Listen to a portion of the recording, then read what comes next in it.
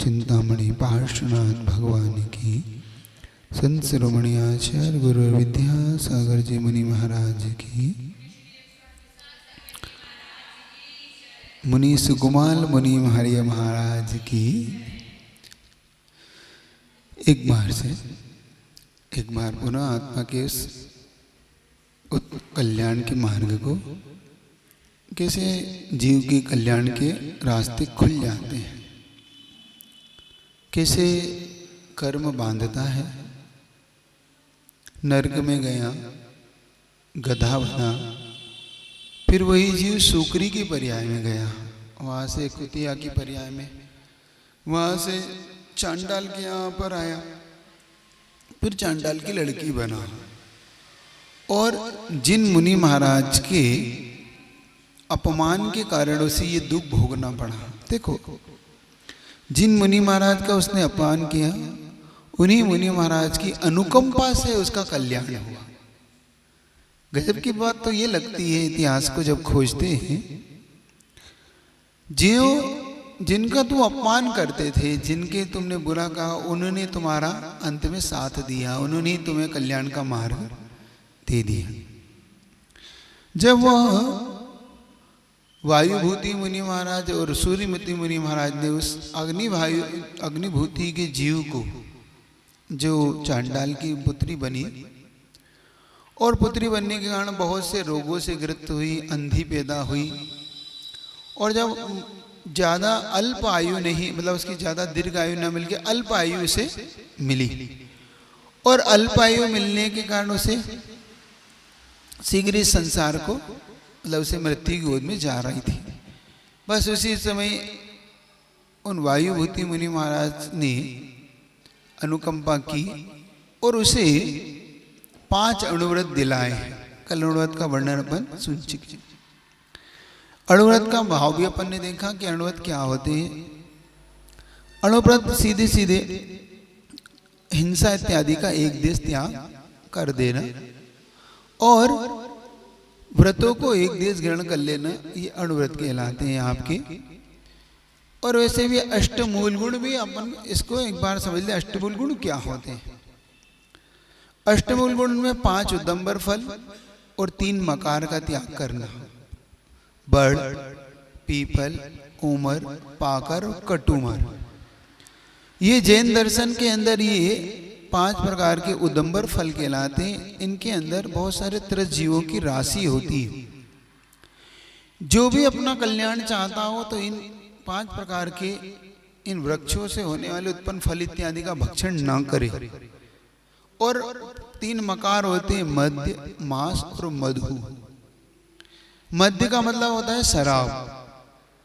शराब के अंदर इतनी ज्यादा तरस राशि होती जब उसे सड़ाया जाता है, क्योंकि शराब बिना पदार्थ को सड़ाए हुए नहीं बनती। चाहे वो गुड़ को सड़ा के बनाई जाए, चाहे वो फल इत्यादि को सड़ा के बनाए जाए, या महुआ आता है ना, महुआ की शराब इत्यादि बनाई जाए। चाहे तुम विदेशी हो चाहे देसी हो, कोई सी भी हो, सब की सब शराब हिंसा की है, मादक की है। और शराब पीने के बाद व्यक्ति अविवेकी हो जाता है, वह अपना विवेक खो देता है। इसलिए भी शराब का निषेध किया जाता है। मद्य और मांस का मतलब होता है त्रस्त जीवों के जो पिंड होते हैं। त्रस्त जीव क्या कहलाते हैं? 2 इंद्रिय, 3 इंद्रिय, 4 इंद्रिय, 5 इंद्रिय, जहां पर सप्त धातुओं से युक्त शरीर जो होता है, अथवा जो 2 इंद्रिय इत्यादि से लेके ऊपर शरीर होता है, वो त्रस्त राशि कहलाती है। उसमें भी विशेष तौर से जो मनुष्य और तिर्यंच हैं, उनके शरीर में ऐसी सप्त धातु विशेष तौर से पाई जाती है। देव और नारकियों के शरीर में ये नहीं पाई जाती।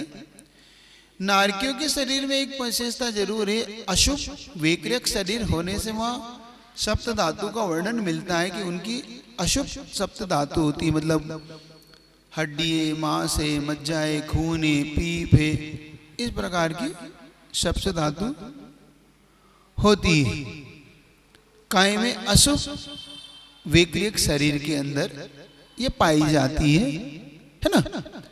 अब मनुष्य और तिर्यंचों में जो दो इंद्रिय से लेके जितना भी है, इनके पिंड को अगर तुम इनके शरीर को देखोगे तो इनसे होने वाली त्रस राशि के कारण, इनसे होने वाला मांस का पिंड के कारण उसमें अनंत कायिक राशि जीव उत्पन्न हो जाते हैं उस मांस के आश्रय से। इसी कारण से कभी भी ऐसे मांस का भक्षण कोई भी नहीं कर सकता। जो अपने आत्मा का कल्याण चाहता हो वो ऐसे पिंड को ना खाए। जो लोग लोभ के कारण, लालच के कारण ऐसे मांस का भक्षण करते हैं, चाहे डायरेक्ट चाहे इनडायरेक्ट, नियम से वो पाप के बंध को, फल को भोगने के लिए नरकों में उन्हें जाना पड़ता है। फिर होता है मधु। मधु का अर्थ होता है शहद। शहद इस विशेष तौर से ये मधुमक्खी की उगाल माना जाता है। मधुमक्खी की उगाल जानते, उल्टी। क्योंकि जब मधुमक्खी इसे इकट्ठा करती है छत्ते के अंदर, तो ये फूल से पराग लाती है और पराग लाकर उगलती है, और वहां पर उसके छत्ते बने रहते हैं। उन छत्तों में जब वो उगलती है तो वहां पर इस प्रकार के पिंड बन जाते हैं, और वो त्रस राशि उसमें असंख्यात 10 राशि उत्पन्न हो जाती है। त्रस राशि मतलब दो इंद्रिय से, जो हमें आंख का विषय ना भी बन पाए, लेकिन सर्वज्ञ के ज्ञान का विषय तो वो होता ही। इसलिए एक बूंद शहद के अंदर ऐसा माना जाता है कि 7 गांवों को जलाने के बराबर हिंसा का दोष लगता है एक बूंद शहद में।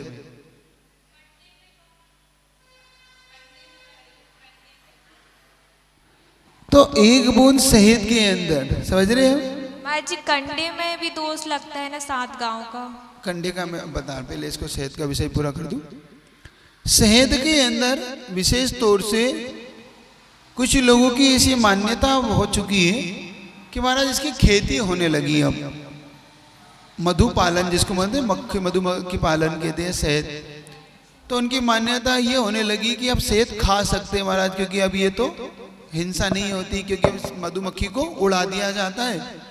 और मधुमक्खी को जब उड़ा दिया जाता है तो वो वहां पर कोई नहीं मरती। उन्हें पहले ऐसा पता था कि लोगों के दिमाग में ये है कि मधुमक्खी को धुआं करके उड़ाया जाता है तो उनका घर तोड़ दिया जाता है, जिससे कि वो भटकती है और मर जाती है। तो उनकी मान्यता में अब ये होने लगा है कि अब मधुमक्खी को उड़ा दिया जाता तो है नहीं, अब तो नए घर में शिफ्ट कर दिया, जैसे अपन शिफ्ट कर लेते ना, ऐसे मधुमक्खी के भी आजकल छत्ते बनाते हैं वो लोग डब्बों में। आप देखना, लकड़ी के डब्बे बनाते हैं, उन डब्बों के अंदर एक तार बनाते हैं और तार के अंदर उन मधुमक्खी को शिफ्ट कर देते पूरी, और वो छत्ता अलग निकाल लेते हैं और छत्ते को निचो के उसका शहद अलग कर लेते हैं। फिर भी इसमें हिंसा है, फिर भी इसमें दोष है। क्यों? क्योंकि जो उगाल है उसके अंदर त्रस राशि, असंख्यात राशि एक बूंद में है, और फिर पूरी शहद ही जब तुमने उगाल ली है, शहद को ही पूरा कर दिया है, तो आप समझ लो कि कितना भयंकर पाप है आपका। महाराज जी आजकल तो 90% दवाई में शहद आ रहा है, जैसे बच्चों की जो अधिक। हाँ, इसीलिए मैं उसी विषय पे आ रहा हूँ आपके लिए। जितना च्यवनप्राश आ रहा है आपका, जितनी हनी आ रही है, चॉकलेट आ रही है, आपके जितने भी पाउडर आ रहे हैं, इनमें सब में शहद का उपयोग हो रहा है। याद रखना आप, जी जितने भी टेस्टी पाउडर आते हैं ना आपके, ताकत बढ़ाने के लिए, और कॉम्प्लेक्स है जो दूध में डाल के बच्चों को पाउडर दिए जाते हैं, दवाइयाँ हैं, आपकी जितने भी सिरप है, खांसी का सिरप है, बुखार का है, आपके टॉनिक हैं, जितने भी शक्तिवर्धक, ये सारे के सारे सभी में शहद का उपयोग होता है। इसलिए मेरा आपसे कहना है, आप कभी भी इन टॉनिक इनका उपयोग ना करें। फिर महाराज इसका सबसे अच्छा सब्स्टिट्यूट है हमारे पास, ऐसी दवाइयां अगर लेनी हो तो चाशनी का उपयोग कर सकते हैं। आप बना लेते हैं घर में। और आजकल ये पूर्ण आयु है, ऐसे कहीं से ऐसे चीजें हैं जहां से आप इन दवाई के सब्स्टिट्यूट ढूंढ सकते हैं। पूर्ण आयु वगैरह जो है ना, एक रायपुर में केंद्र खोल रखा है उन्होंने आयुर्वेद का ऐसा, जिसमें शुद्ध दवाई बनाते हैं वो लोग। आप चाहें तो उसके नंबर वगैरह का कहीं से कलेक्शन कर लें और ले लें, लेकिन ऐसी दवाइयों का उपयोग ना करें। पहले भी तो हम नहीं करते थे, उस समय भी तो हम जिंदा थे, नहीं थे क्या? तो फिर आज क्यों हम इसमें पड़ गए? क्या हमारी पहले शक्ति, जाओ पहले शक्ति ज्यादा थी कि मनुष्य में, कि आज शक्ति ज्यादा है? फिर भी आप कह रहे हो कि महाराज शक्तिवर्धक चीजें हैं, तो क्या खाना जब उनमें शक्ति ही नहीं है? आप खूब अच्छे हैं, बादाम है, फल फ्रूट है, काजू है, पिस्ता है, बादाम, ये खाइए ना, इतने फल हैं, इन फलों का सेवन करिए। इससे तो कभी भी ऐसी दवाइयां, ऐसे आपके टॉनिक, सिरप, ऐसे हनी, आजकल तो हनी के नाम से बिकता है बाजार में, डाबर हनी के नाम से, या किसी ऐसे बिस्किट, ऐसे चॉकलेट जिनमें हनी का उपयोग हो रहा, आप पढ़िए उनके, आप उनका पीछे वो पढ़िए ना, आप इंग्रेडिएंट नंबर पढ़ते नहीं आप। आजकल ENS आता है, इंग्रेडिएंट सिस्टम नंबर, उसको पढ़िए आप। आजकल उस पे अब वो कंटेंट नहीं लिखते कि कंटेंट क्या क्या, अब तो नंबर डलते हैं, बहुत कम कंटेंट लिखते हैं अब तो, सब पे ENS नंबर डलते हैं, एग्रीगेंट सिस्टम नंबर, बस सीधे डाल देते हैं, 205, 644, 747 ऐसे नंबर डाल देते हैं एक, तो उनके नंबरों में पता पड़ जाता है वो क्या चीज। गूगल पे डालो, निकल आती है वो क्या चीज है। वो हर्बल भी होते हैं और मांसाहार से भी मिलते हैं, नॉनवेज भी होते हैं वो, तो आप नॉनवेज वाली चीजों से बचिए, ठीक है। रही बात कंडे की, जो कंडा होता है, आप लोग जिस कंडे को लेकर आप जलाते हैं, वो कंडा दो प्रकार से बनता है, ये देखना। एक होता है गाय का सीधा सीधा गोबर, जिसको कंडी बोलते हैं, वहीं गिरती है और वहीं सूख जाती है, विशेष तौर से जंगलों में और इनमें उपयोग आप देखना, उसमें जीव नहीं होते, ऐसा मैंने सुना है। जो मैंने कुछ अपने साधुओं से चर्चा की हमने आपस में, तो उनमें कुछ साधुओं का ऐसा कहना था कि ऐसी उसको कंडी बोलते हैं लोग। और जो कंडा विशेष तौर से आप बनाते हैं स्वयं, उसमें घास इत्यादि डालते हैं, कोयला डालते हैं, कुछ लोग मिट्टी डालते हैं, अलग अलग कुछ चीजें डाल के उसे बनाते हैं, और जिससे कि वो कंडा, उसमें जीव उत्पत्ति हो सकती है, होती हो तो देखना। तो वो आप देखिए वो कैसा है। अगर एक कंडे के अंदर इतने जीव तो हो सकते हैं कि आप कि इतनी जीव राशि, असंख्या जीव राशि हो जाए, तो आपको पाप से बचना चाहिए है। वो आप पाप से रख के बचिए। देखो मैं तो अब हो जाती है, इसका जिम्मेदार तो मैं नहीं, आप कैसे कहूँ किसको, आपको भी नहीं कह सकता, लेकिन आप, और आजकल तो वैसे ही नहीं होता, अब तो गैस का उपयोग होने लगा है ना, कोयले का उपयोग होता है, कंडे का उपयोग किस में होता है, अब कहाँ होता है, बाटी बनाने, अब तो ओवन होता है ना, ओवन। फिर भी आप देखिए, चलिए कथा को आगे बढ़ाता हूं। तो ऐसे अष्टमूल गुण का पालन जब उस बालिका ने पंच अणुव्रत लिए, अष्टमूल गुण लिए, इन अणुव्रतों के प्रभाव से देखो उसका जीवन कैसे एकदम से चेंजेस आया, उसके जीवन में कितना परिवर्तन आया। कहा वो चांडाल की बालिका और वहीं से मरण कर प्राप्त हुई, शुभ भावों से मरी, क्योंकि सम्यक दर्शन तो प्राप्त नहीं कर पाई, लेकिन परिणाम निर्मल हो गए। भगवान आचार्य मतलब मुनि महाराज ने उसे क्षमा मंगवाए कि तुम सबसे क्षमा मांगो और क्षमा करो और अपने पश्चाताप करो कि मैंने ऐसा क्यों कहा किसी साधु को। तो उसने उसे अंदर ही अंदर पश्चाताप हुआ कि हाँ मैंने पश्चाताप किया, और उस पश्चाताप का परिणाम ये हुआ कि उसके कर्मों का उपशम हुआ, कर्म थोड़े शांत हुए। जब हमारे कर्म थोड़े से उपशम हो जाएं, शांत हो जाती है और हमारी विशुद्धि बढ़ जाती है। हमारी विशुद्धि बढ़ने से हमें ये लाभ होता है कि हमारी आगामी आयु अच्छी होने की संभावना बढ़ जाती है। और वही उसके साथ हुआ। वह मरकर चंपावरी नगरी में उसका जन्म हुआ। चंपावरी में एक नाग शर्मा नाम का ब्राह्मण था, जहां पर नागश्री नाम की वो कन्या पैदा हुई। नाग शर्मा नाम के इस ब्राह्मण के नागश्री जब कन्या के रूप में जब वो उत्पन्न हुई और संयोग से वो धीरे धीरे बड़ी होने लगी, थोड़ी समझदार होने लगी, सुंदर हुई, अच्छे सुंदर। अब देखो अब कहाँ कुरूप पैदा हुई थी, और धर्म के प्रभाव से, पाप के प्रभाव से व्यक्ति कुरूप पैदा होता है और धर्म के प्रभाव से सुंदर पैदा होता है। ये धर्म का प्रभाव है। जैसे उसके धर्म के प्रभाव से उसकी सुंदरता, उसकी रूपता अच्छी मिली,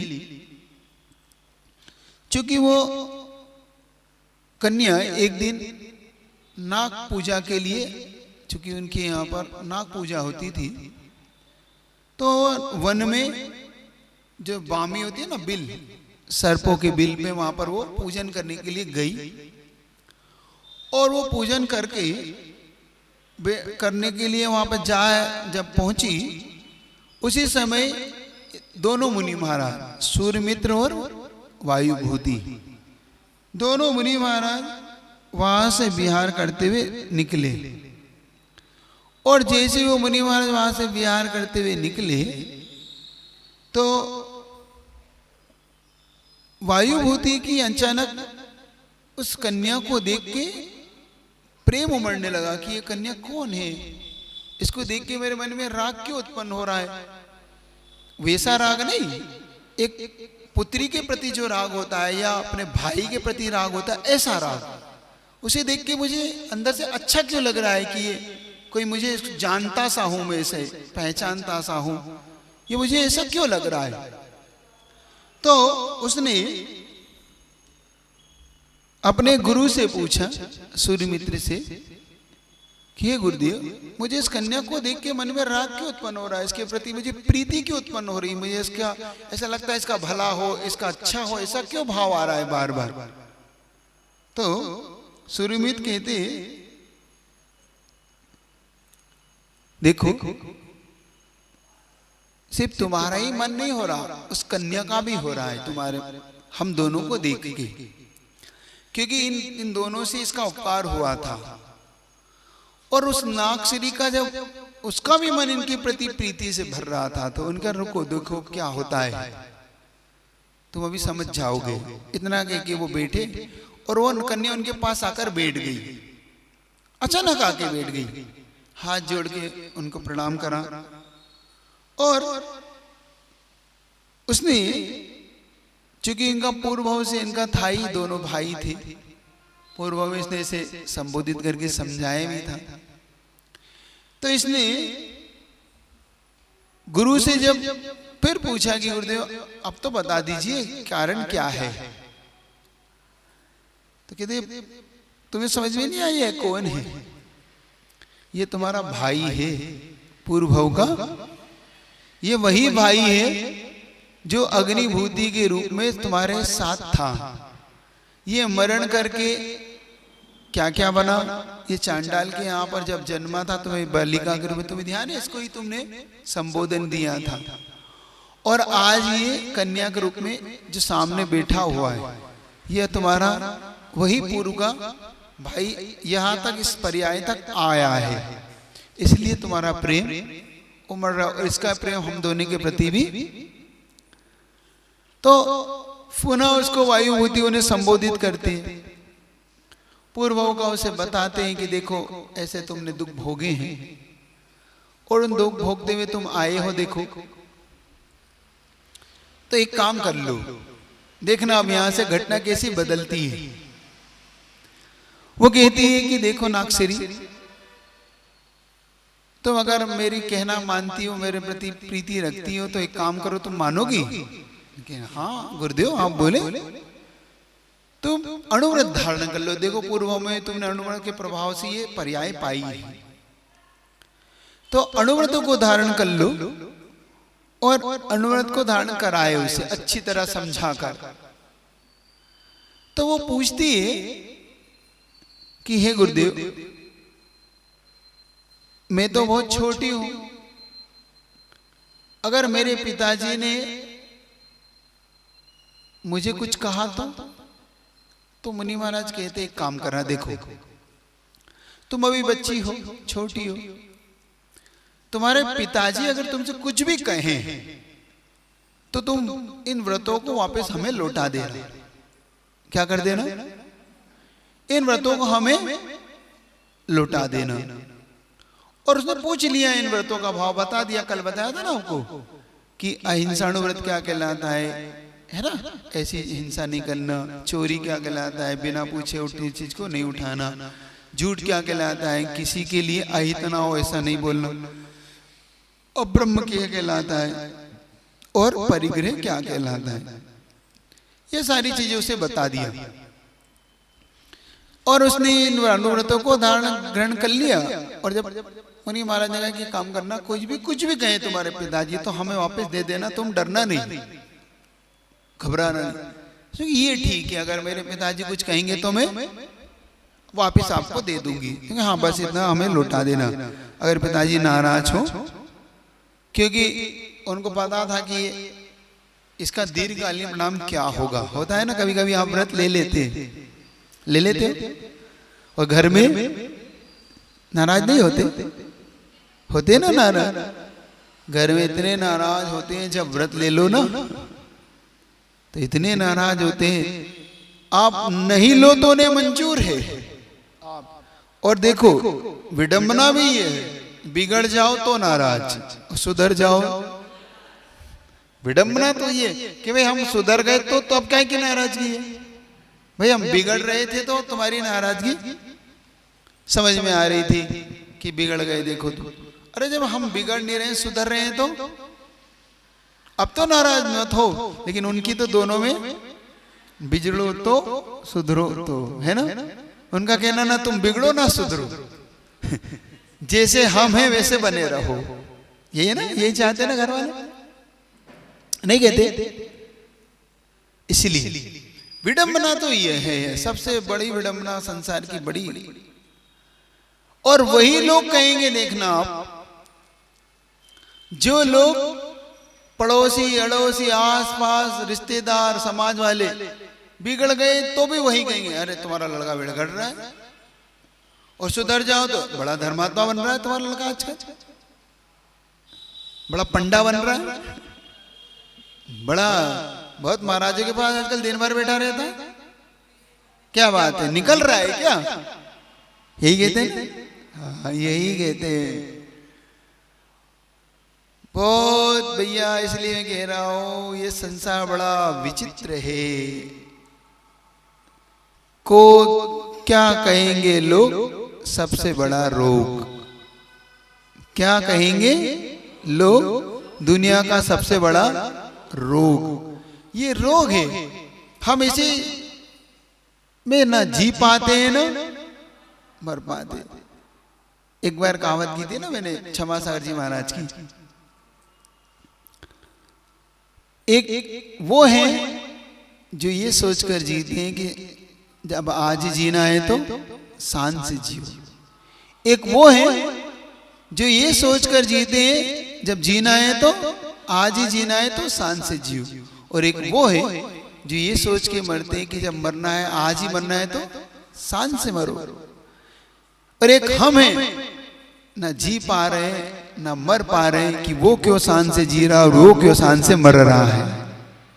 हम हैं ना हम जी पा रहे हैं ना मर पा रहे हैं, क्योंकि वो शान से क्यों जी रहा, वो शान से क्यों, तो हम ना जी पा रहे हैं ना। बड़ी विडंबना है लोगों के बीच की। अपने जीवन में ये चीज लोगों की ओर मत जाना। अगर जीवन भला चाहते हो, अपना जीवन अगर अच्छा बनाना चाहते हो तो बस लोगों की ओर मत सुनना, अपने गुरु की सुनना। किसकी सुनना? क्योंकि गुरु ही होता है जो हमें उठाता है, हमें बाहर निकालता है। उसकी सुनो, दुनिया की जब सुनना बंद कर दो। और एक चीज याद रखना, सफलता की एक निशानी है। क्या? सफलता के एक सूत्र देता हूं।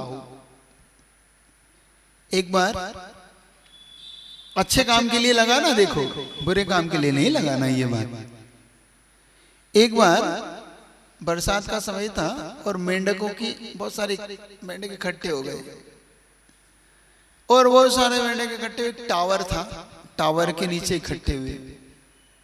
आप कहा था ना टावर, अब टेलीफोन का टावर समझ लो, बिजली टावर को जो समझ लो। और उस टावर के नीचे जब इकट्ठे हुए तो मेंढकों में आपस में चर्चा हुई कि इस टावर के टॉप पे कौन पहुंच सकता है, टावर के टॉप पे कौन चढ़ के पहुंच सकता है। तो किसी मेंढक ने प्रस्ताव रखा कि भाई देखो इसमें प्रतियोगिता कर लो, अपन तो प्रतियोगिता कर लो, जो पहला चढ़ेगा वो जीत, उसकी विजय मानेंगे, उसे हम इनाम देंगे, उसे हम भाई पुरस्कृत करेंगे, उसे सम्मान देंगे। तो सभी मेंढकों में एक प्रस्ताव पारित हो गया कि अब सब मिलके हम लोग टॉप पे कौन पहुंचता है प्रतियोगिता करें। भाई नीचे एक मेंढक को खड़ा कर दिया कि तुम देखना भाई, एक साथ सीटी बजाना, सब एक साथ चढ़ेंगे। चारों खंभों पे सब मेंढक खड़े हो गए और जैसे उसने सीटी बजाई सारे मेंढक चढ़ना शुरू। जब वो मेंढक सब चढ़ना शुरू हुए तो वहां लोगों का मजमा लग गया। अब लोग तो होते ही हैं ऐसी चीज को देखने के लिए, तो लोग अच्छा वो मेंढक ऊपर एक एक करके चढ़ने लगे तो सब लोग नीचे चलने, देख रहा वो गिरा, अभी गिरेगा, और नीचे जैसे वो मेंढक देता और टपक जाता। धीरे धीरे करके बहुत सारे मेंढक नीचे गिर गए। 3-4 मेंढक ही आपस में ऊपर चढ़ने लगे, उनमें प्रतियोगिता होने लगी, अब ये 4 में से कौन चढ़ता है। और लोग नीचे चिल्ला रहे, देख ताली बजा रहे, देख वो गिरा, और गिर जाता है तो ताली विशेष बजा रहा है, क्योंकि गिरने में लोगों को बड़ा, खुद भी गिरते हैं दूसरे को गिराने में भी लोगों को बड़ा। चढ़ता हुआ नहीं देख सकता व्यक्ति, गिरता हुआ तो, ये सबसे बड़ी खासियत है लोगों की। आदमी ऊपर चढ़ जाए तो वो उसे रास नहीं आता, गिरने पे संवेदना देना रास आता है उसे। कोई व्यक्ति गिर जाए तो उसे संवेदना तो दे सकता है, हाँ देखो तुम्हारे साथ अच्छा नहीं हुआ तुम, और वो अगर अच्छा बन जाए तो ऊपर चला जाए तो वो रास नहीं आता। क्या करे, दुनिया का अजीब वो गरीब रंग है, ये ढंग है कि उसे अच्छी चीजें रास। बस वो लोगों को भी एक दूसरे को चिल्लाते धीरे धीरे सारे मेंढक गिरे। एक मेंढक टॉप पे पहुंच गया, अंतगत वो पहुंच गया। जब वो टॉप पे पहुंच गया, वो टॉप पे से नीचे उतर के आया धीरे धीरे, तो उसे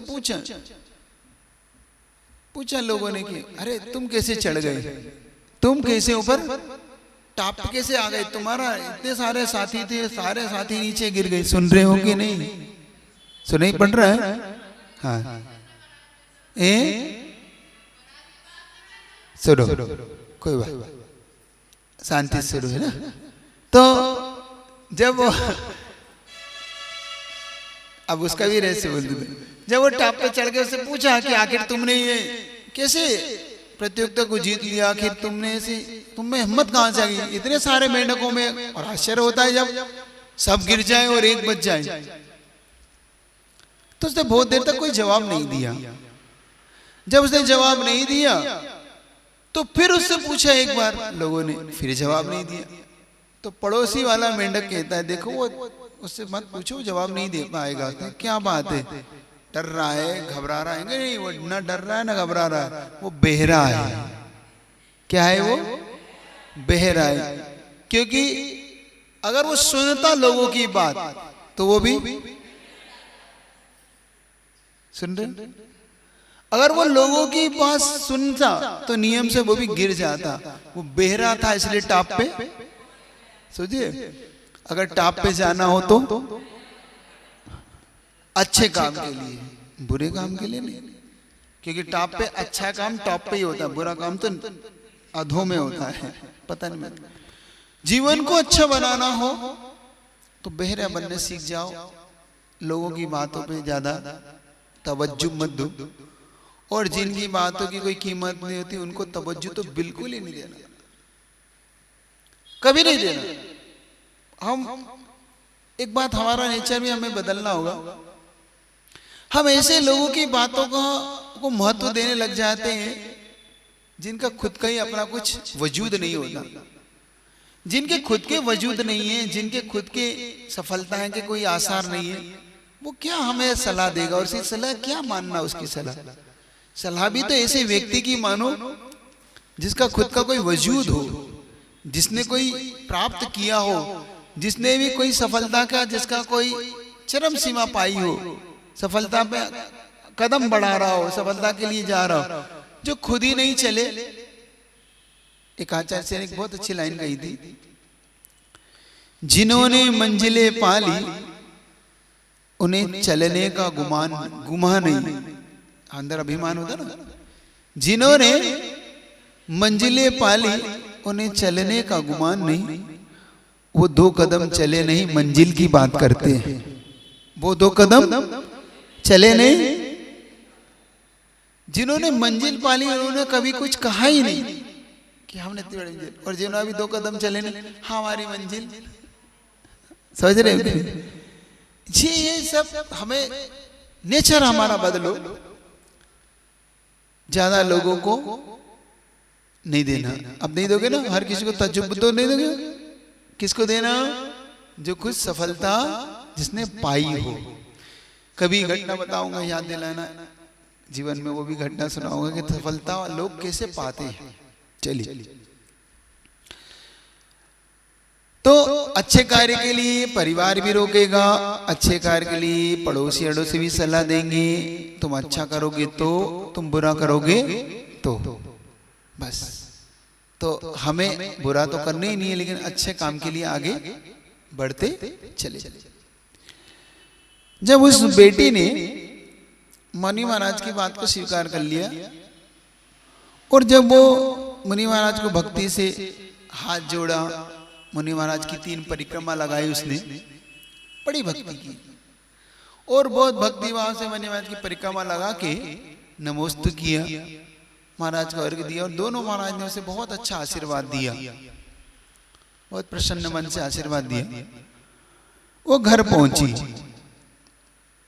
और घर जाकर उसके पिता ने पूछा, क्यों बेटी आज क्या बात है?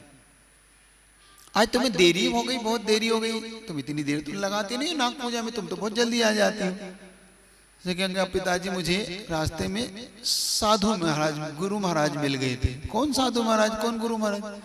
तो बताया दिगंबर मुनि महाराज थे, और उन्होंने मुझे अणुव्रत दिए हैं।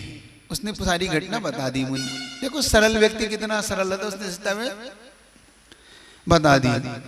और जैसे उसने सुना, और वो गालियां देना शुरू करता है, और इतनी गालियां देता है वो नाग शर्मा ब्राह्मण, इतनी गालियां देता है, मेरी बेटी को अणुव्रत दे दिए, तूने क्यों लिए, उन नंगों को शर्म नहीं आती, किसी को भी कुछ भी पकड़ा दिया, उन्हें क्या मेरी बेटी मिली थी, इतनी गालियां दी, उसने खूब बुरा बुरा बोला। तो उसकी बेटी ने कहा कि पिताश्री आप नाराज ना हो, और उन साधुओं को भी कुछ ना कहें। उन साधु मुनियों ने मुझसे कहा था कि अगर आपको पसंद ना आए तो ये व्रत वापस ले लेंगे, वो आप मुझे ले चले, मैं उन्हें वापस दे आती हूँ, इसमें क्या बात है, आप नाराज करें। तब उसको थोड़ा सा शांति हुई कि हाँ चलो। तो वो कहती है, वो कहता है, पिता कहता है तो फिर वापस दे के जा, देने चलो, मेरे साथ चलो वापस। कहाँ है वो, कहाँ मिले थे तुम? तो क्या आप मेरे साथ चले, मैं बता देती हूँ, वन में वहां पे हैं, बहकाते हैं लोगों को, बहकावे में तुम आ गई बेटे। खूब उसको बेटी को समझाता है कि इनके बहकावे में मत आना, तुम्हें व्रत नहीं लेना चाहिए, और अब व्रत को छोड़ दे। तो कह नहीं पिताजी मैं उनके पास ही छोड़ूंगी। जब उन्होंने हमसे कहा है कि व्रत वापस कर देना, तो मेरा मन है कि आप बस उनके साथ मुझे ले चले उनके पास, और मुझे व्रत वापस करवा दें। तो उन्होंने कहा ये ठीक है, चल मेरे साथ वापस चल। अब देखना एक एक चीज घटना कैसी जीवन को घटती है। गजब की घटना है। वो नाग शर्मा और नाग श्री दोनों चलते, पिता पुत्री रास्ते में जाते हैं, और रास्ते में एक व्यक्ति को बांध रखा था पेड़ से, नगर के राजा के सैनिकों ने, और वहां पर उसे पेड़ से बांधकर, और मंत्री उन्हें दंड दे रहा था, उन्हें खूब कोड़े से पीट रहा था, बेहाल हो रहा था, वो चिल्ला रहा था, बचाओ बचाओ कर रहा था। उसके शरीर से इतने कोड़े पड़े थे कि उसके शरीर से खून बह रहा था, बहुत बहुत। तो उसकी बेटी पूछती है, पिताश्री इसे क्यों मारा जा रहा है, इसने ऐसा क्या किया है, आखिर इसको इतना पीटा क्यों जा रहा है।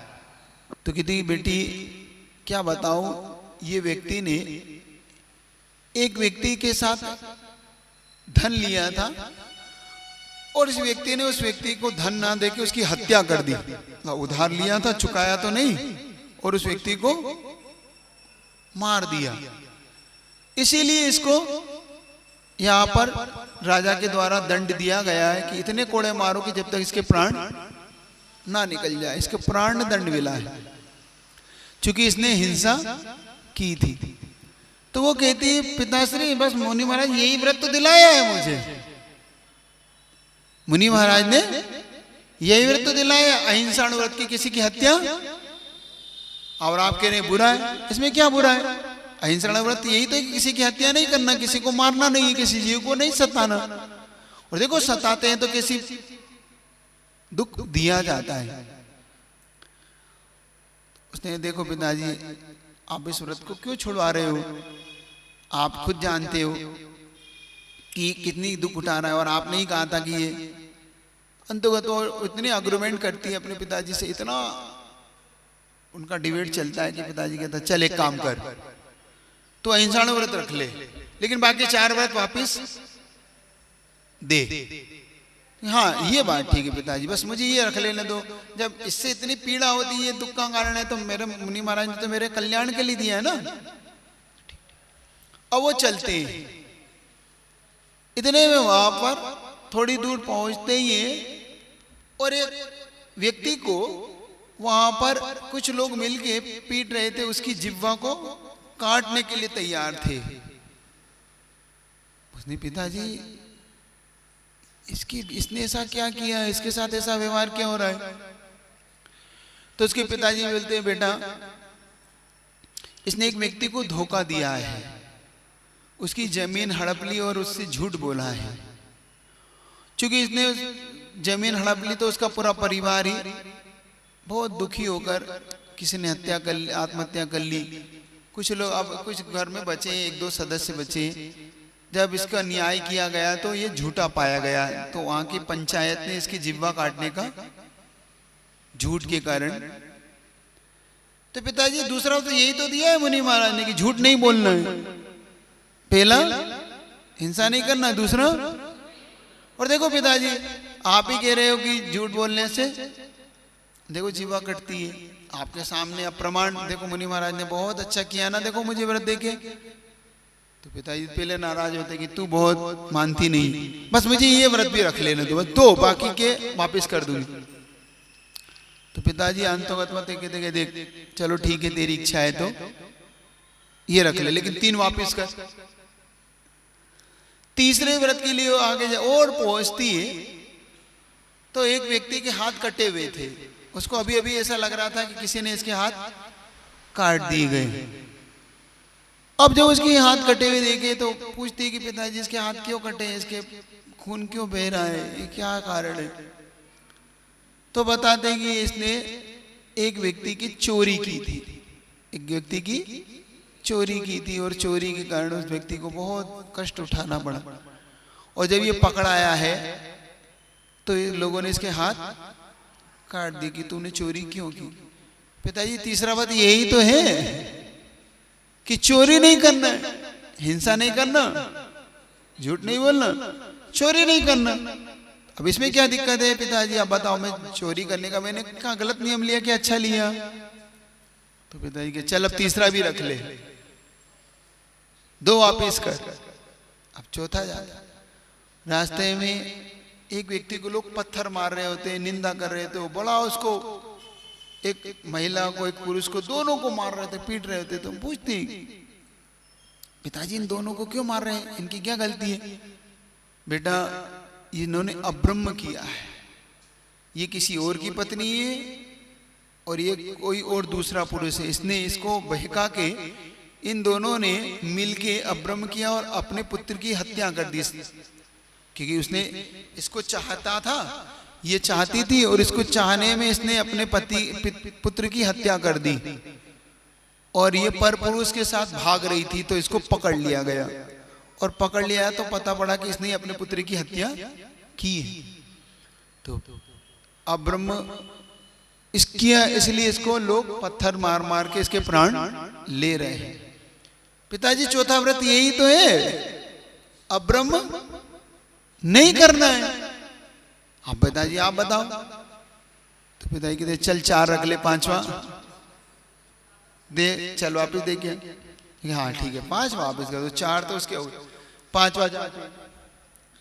5वां जाते तो एक राजा वहां पे न्याय कर रहा था बहुत से लोगों को। तो एक व्यक्ति ने बहुत सारा धन इकट्ठा कर रखा था, लेकिन उसका टैक्स नहीं देता था, बहुत जमीन थी, सब कुछ था, और वो सिर्फ इकट्ठा करके लोगों के धन को रखता था, राजा का टैक्स चुरा लेता था, अपना झूठ बोलता था। तो राजा ने उसकी सारी जमीन हड़प ली और उसको भगाया कि तुम झूठ बोलते हो, परिग्रह रखते हो और टैक्स नहीं देते हो। तो बेटी ने पूछा पिताजी इसको क्यों भगाया जा रहा है?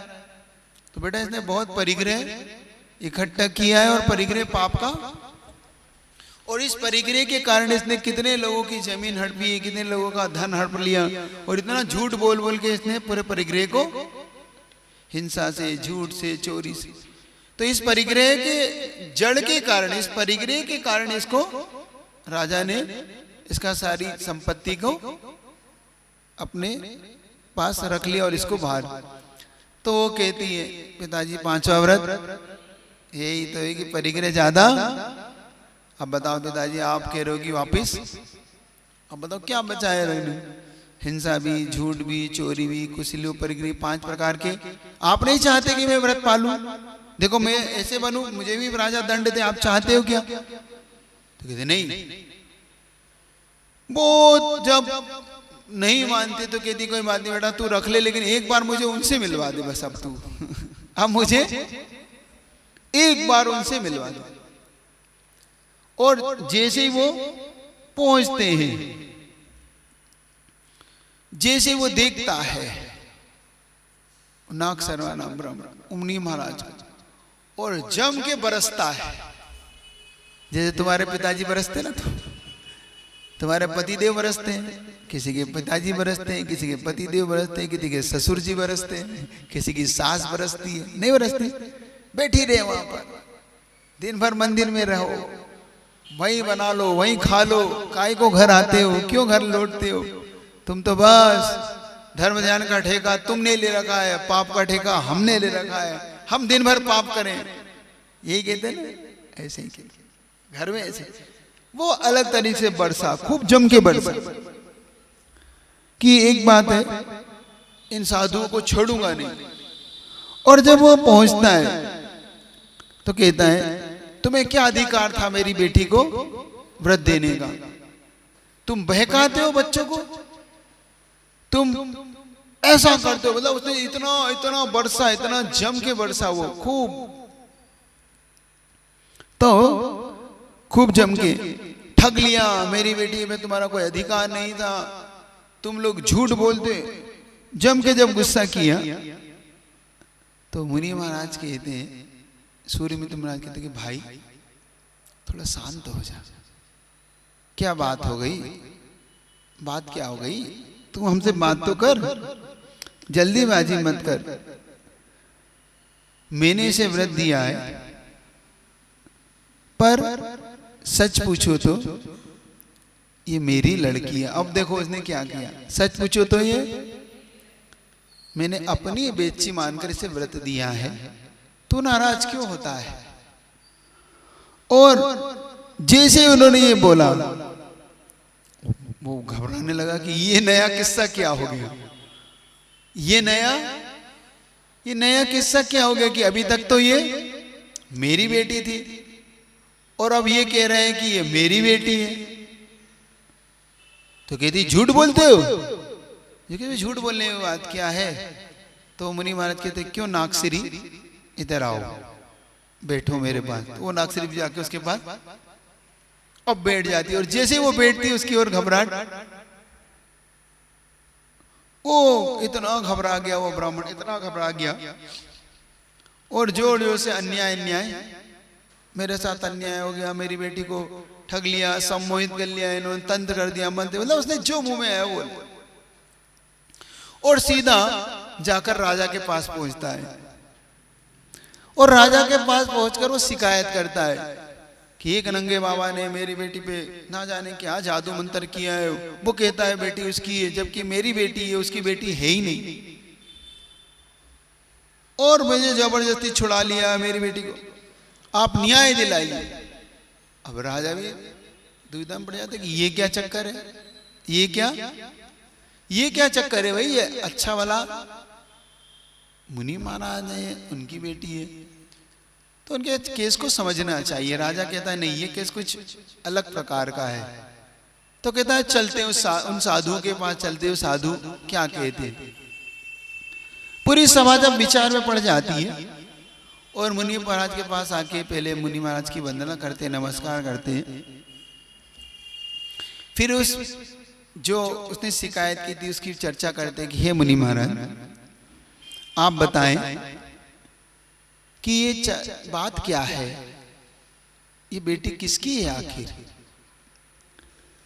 आप नागसिरी को अपनी कन्या बता रहे हैं और ये ब्राह्मण अपनी कन्या बता रहा है, ये आखिर है किसकी, आप सही सही बताएं ये बात क्या है।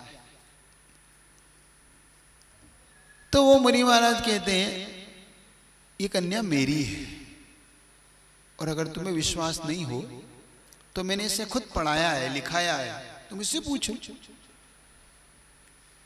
तो कहते अच्छा, राजा कहता है अच्छा आपने पढ़ाया, हाँ पूछ लो। तो वो बुलाते हैं नागसिरी को, नागसिरी इधर आओ। मुनि महाराज के सामने खड़ी हो जाती हो, और मुनि महाराज कहते हैं, सूर्यमित्र कहते हैं क्यों नागसिरी, मैंने तुम्हें पढ़ाया है ना। तो उसको जाति स्मरण हो आता है, जब वो अग्निभूति की पर्याय में था, उसे पूरा जाति स्मरण होता है जो उसे पढ़ाया था। हाँ आपने मुझे पढ़ाया है, सुनाओ जरा इन लोगों को। और पूरा शास्त्र स्मरण डालती है वो, कि जो पूर्व जन्म का उसे जाति स्मरण हुआ था, जब वो पर्याय में था, उस पर्याय में उसने बहुत सी नीतियां सिखाई थी इसे, पुरोहित के पद पे एक एक चीज सिखाई थी। वो सारे एक एक शास्त्र, बड़े बड़े शास्त्र ऐसे मुख से बोलती है वो, इतनी सी कन्या। सारी सभा आश्चर्य पड़ जाती कि ये क्या हुआ। वो ब्राह्मण भी आश्चर्य पड़ जाता कि ये मेरी कन्या कहां से बोल रही है। अब बताओ राजन ये किसकी कन्या है, ये तो मेरी कन्या। अब वो ब्राह्मण और घबराने लगता है कि बात क्या है, सही सही बोलो मेरे लिए। और राजा कहता है नहीं राजन ये कन्या मेरी है। और फिर अपने अवधि ज्ञान के माध्यम से उस कन्या के पूर्व भाव का वर्णन करना शुरू करते हैं। सूर्यमित्र मुनि महाराज का जो अवधि ज्ञान प्रकट हुआ था उसका वर्णन करते हैं कि हे राजन सुनो ये कन्या मेरी कैसे है। मैं राजगिरी नगर में का रहने वाला था और ये लोग कौसंबी नगरी के रहने वाले थे। अग्निभूति और वायुभूति ये मेरे दोनों भतीजे थे। जब इनका पिता का मरण हुआ और ये अज्ञान के कारण भटक रहे थे तो इनकी माँ ने मेरे पास इन्हें पढ़ने के लिए भेजा था। और ये दोनों मुझसे खूब अच्छे से पढ़े और ये वापस राजपुरोहित के पद पे स्थापित हुए। मुझे वैराग्य हुआ, अपना अंगूठी का वर्णन बताया उसने, और मैंने मुनि महाराज से दीक्षा ले ली। जब मैं एक दिन कौसंबी नगरी पहुंचा तब इस अग्निभूति ने मेरी खूब निंदा की थी और ये वायुभूति फिर मेरे साथ मुनि बन गया। अग्निभूति मरकर खोटे परिणामों से जब मर गया तो इसे कुष्ठ रोग हुआ और मरकर ये एक गधे के रूप में जन्मा। वहां से मरा ये सूकर के रूप में जन्मा। सूकर की पर्याय से मरा ये कुत्ते की पर्याय में जन्मा। वहां से फिर ये चांडाल के घर पैदा हुआ और पुनः चांडाल की लड़की बना। वहां से मर के ये जब इनको वायुभूति ने संबोधित किया तो वहां से मरकर ये नागश्री की कन्या के रूप में जन्मा है। इसलिए मैं दावे से कहता हूं कि ये मेरी कन्या है, क्योंकि मेरे इससे पूर्वभाव का संबंध है। और जैसे ये संबंध में बताता है पूरी कथा, जब सारी सभी के सब लोग सुनते बड़े आश्चर्य से, सब लोग जब इस कथा को सुनते हैं, इस घटना को सुनते हैं, तो उनके सबके मोह टूट जाते हैं कि देखो संसार कितना विचित्र है, पुण्य पाप का कैसा गजब की खेल है, कर्मों का कैसा परिणाम है कि जिन परिणामों से ये जीव मोहित होता है वही जीव किन किन पर्यायों में चला जाता है, कैसे कैसे भवों में उसे भोगना पड़ता है। सुन रहे हैं आप लोग? समझ में आ रहा है आप लोग को? विचार आप भी करना इसके बाद कि हमें कैसे कैसे भवों को भोगना पड़ रहा है। कोई पुरुष बना हुआ है, हम में से कोई स्त्री बना हुआ है, कोई महिला बना है, कोई पुरुष बना है। हम लोग भी ऐसे ही भटके हुए हैं, ना जाने किसने क्या किया होगा, किसी ने निंदा, किसी ने प्रशंसा, किसी ने कुछ, और वहां से भटकते भटकते हम लोग इस जैन कुल तक पहुंचे हैं। और अब ये जैन कुल में हम पहुंचे हैं तो संयोग से अब हमें ये कुछ पर्याय मिली है। अब इस पर्याय का उपयोग करो। उनको तो इतने पुण्यात्मा थे कि उनके लिए दिगंबर साधु का साहब मिल गया और अवधि ज्ञानी मुनि महाराज का मिल गया, लेकिन कम से कम हमें ऐसे महान गुरु का सानिध्य मिला हुआ है। तो उस महान गुरु की भक्ति करते हुए हम अपने जीवन को अच्छा बनाए, ठीक है ना? आगे इस कन्या ने देखो क्या किया। जो पिता अभी तक मुनि महाराज को गालियां दे रहा था, जो राजा आश्चर्य में पड़ा हुआ था, जो पूरी मंत्रिमंडल राजा, ये सबके कैसे एकदम से भाव परिणामों में कैसे निर्मलता आती है, इतनी निर्मलता आती है, इतनी निर्मलता आती है कि राजा दिगंबर मुनि ही बन जाता है उन मुनि महाराज के। धिक्कार है इस पर्याय को। जब मुझे ऐसी पर्याय में नहीं जाना और वहीं से वह नाग श्री नाम का ब्राह्मण जो है, तो वो ब्राह्मण भी मुनि महाराज के चरणों में अपना सिर रख देता है। देखो घटना कितनी छोटी है, आगे इसको घटना को बताऊंगा। अभी बहुत ये दिन अब कैसे उनके और परिवर्तन कैसे आएंगे, ये सुकुमाल तक कैसे बनेगा, इन्हीं में से कौन सुकुमाल बनेगा और किस प्रकार से इनका जीवन बनेगा। मुनि महाराज ने एक छोटा सा व्रत भी दिया और मुनि महाराज के छोटे से व्रत में से इतनी सी बात कह दी कि हो तो वापस थे जाना, और मुनि महाराज के पास वापस आना भी उसके लिए लाभ दिलाएगा। तो अच्छे से याद रखना इस घटना को। आज इतनी रखता हूं आपके लिए। थोड़ा सा एक भजन का कोई फोल्डर है, कर लेते। हाँ हाँ, ये अग्निभूति का जीव है। महाराज जी, जैसे आपने अभी बोला था समझना, महाराज जी समझदार किसको समझा जाता है? जो अपनी उम्र से बड़ा हो जाए, वो छोटे से बड़ा हो जाए उसको समझदार, या जो अपने परिवार के पालन पोषण करे, परिवार में रहे, जिम्मेदारी को पालन करे वो समझदार, या जो अपनी आत्मा के कल्याण के लिए धर्म मार्ग में निकल जाए वो समझदार? समझदारों की देखो, पहली बात, समझदार का उम्र से कोई लेन देन नहीं होता। समझ और समय, आज सुबह का टॉपिक यही था मेरा प्रवचन का।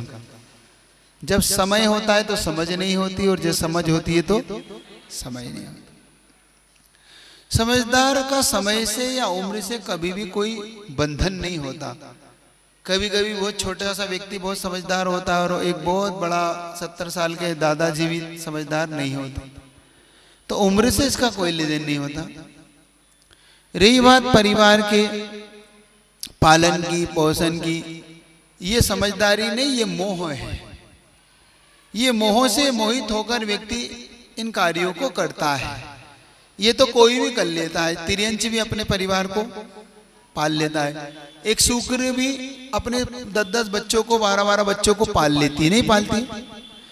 एक कुतिया भी 7-8, 8-8 बच्चों को जन्म देती है, वो भी पाल लेती है। तो समझदारी का ये थर्मामीटर नहीं हो सकता।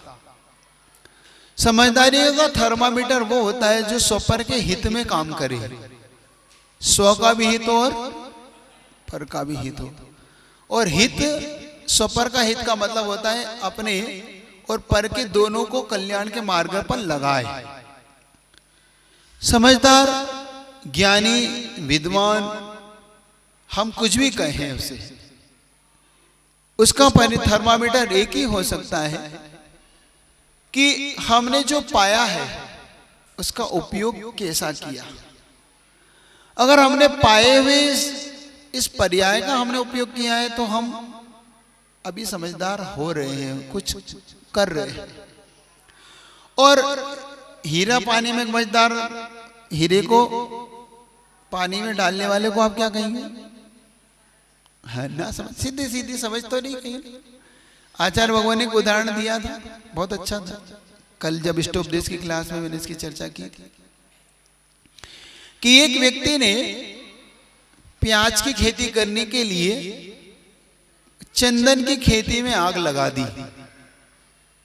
क्या किया?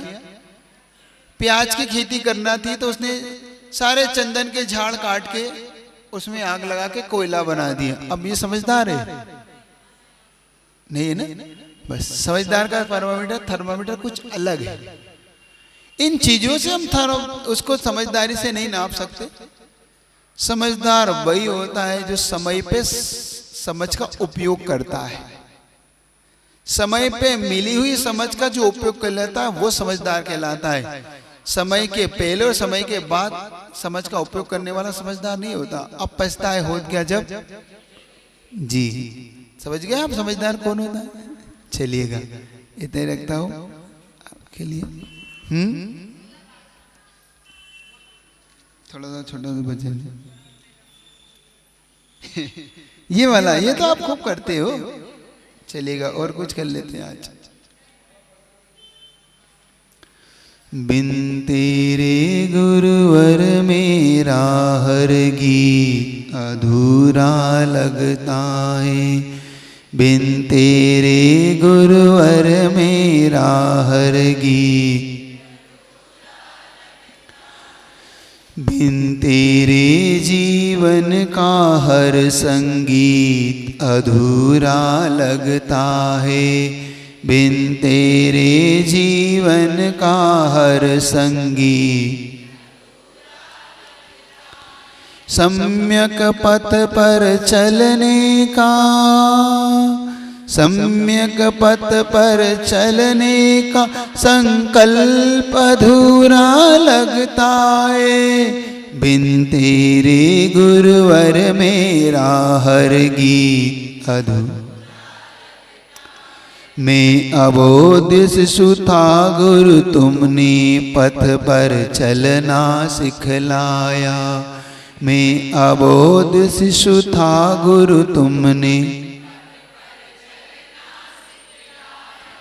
सत्य अहिंसा और संयम का तुमने ही पथ दिखलाया।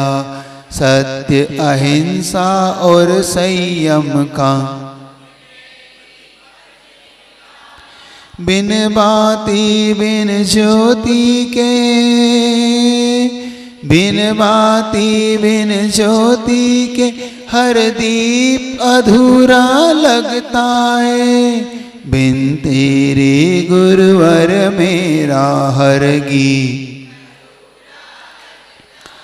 भक्ति के सुर ताल मधुर झंकार तुम्ही से है गुरुवर। भक्ति के मधुर झनकार, वन वीणा के तारों की टंकार तुम्ही से है गुरुवर।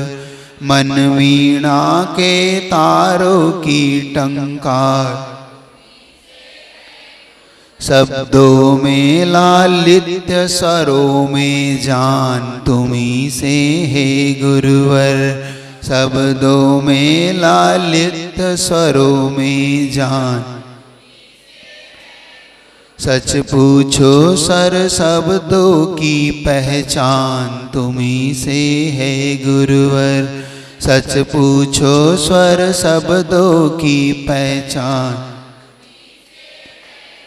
बिन फूलों बिन कलियों के, बिन फूलों बिन कलियों के हर बाग अधूरा लगता है। बिन तेरे गुरुवर मेरा हर गीत, तेरे पावन दर्श से में का मन का हर एक कोना है। तेरे पावन दर्श से में का मेरे गुरुवर इस धरती पर बिना खोट का सोना है। मेरे गुरुवर इस धरती पर बिन चंदा बिन तारों के, बिन चंदा बिन तारों के आकाश अधूरा लगता है। बिन तेरे गुरुवर मेरा हर गीत, बिन तेरे जीवन का हर संगीत अधूरा। तू ही दाता, तू ही ज्ञाता, तू ही एक सहारा है। तू ही दाता, तू ही ज्ञाता, तू ही एक। इस धरती को पावन करने प्रभु ने तुम्हें उतारा है। इस धरती को पावन करने प्रभु ने तुम्हें। बिन बाती बिन ज्योति के, बिन बाती बिन ज्योति के हर दीप अधूरा लगता है। बिन तेरे गुरुवर जीवन का संगीत अधूरा। सम्यक पथ पर चलने का, सम्यक पथ पर चलने का संकल्प अधूरा लगता है। बिन तेरे गुरुवर मेरा हर गीत अधूरा लगता है। चलिए इतने रखें।